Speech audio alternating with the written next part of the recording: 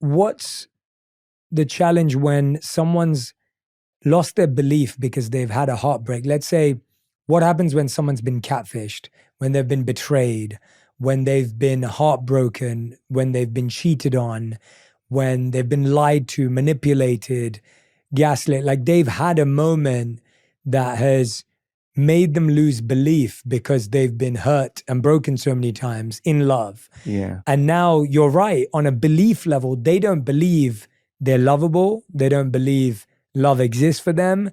They don't believe good people exist, right? These are all beliefs. And so what do you do when you've actually gone through quite a, you could call it a traumatic, a toxic event or experience that someone's been through? Yeah, I think everybody's had those. I think, once again, the stronger the emotion you feel from some event in your life, the more altered you are inside of you, the more you remember the event. The brain actually freezes that frame, right? So the person thinks neurologically within the circuitry of that experience, and they feel chemically within the boundaries of that emotion. And how we think and how we feel becomes our state of being. So every time they remember the event, they're producing that same chemistry, as I said, over and over again. And you're conditioning the body into a belief, right? And the moment we draw a conclusion about that experience, that's the belief, right? That becomes the belief that we accept to, believe, and surrender to. So then beliefs are subconscious states of being, right? So, and it tends to be 95% of who we are by the time we get to the middle of our life. So it's those subconscious beliefs that really run our life and run our reality. So it would make sense then to the person, unless I can heal from the experience and overcome the emotion, because the memory without the emotional charge is called wisdom, and you never have to do it again because you know now that you know.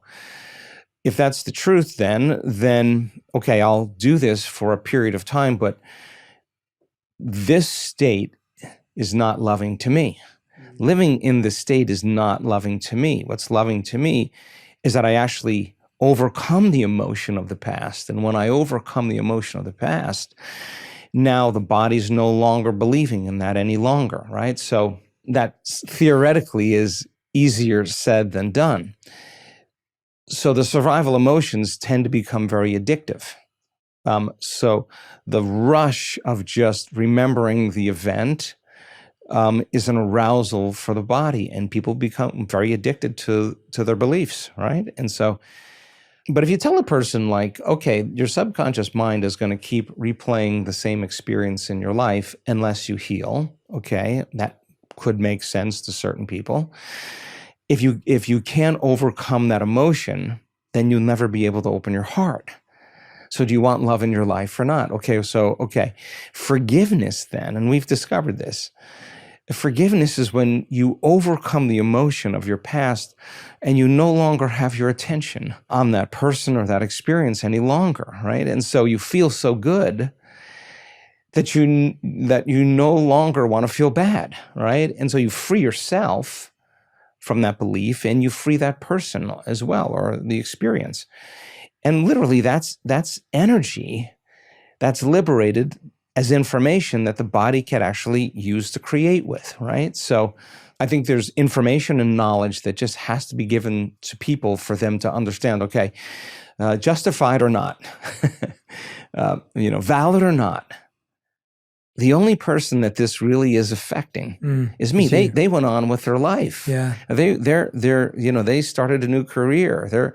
They're living in a new place. They're writing a book. They're on their way, and you're holding yourself hostage to the past, right? So then you got to trust that love is available, or love is real. In order for you to create someone in your life that is loving, you would have to be worthy of love. And that means you would have to feel love too. So I think people make their way out of this all the time. And we deal with severe PTSD, with veterans.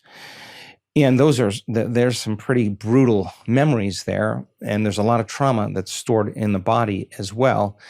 And they deal with a lot of difficulties.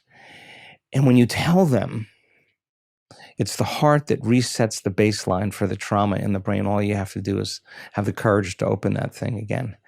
And they may come up against themselves for a few days, but once it happens, and they understand the process, their past is wisdom. They don't have to ever go back there again, right? They understand it all, but there's no charge associated with it any longer. And that's when we belong to the future, right? That's when the synchronicities and the coincidences and the miracles and the opportunities begin to show up in our life that prove to us that we are the creators of our life.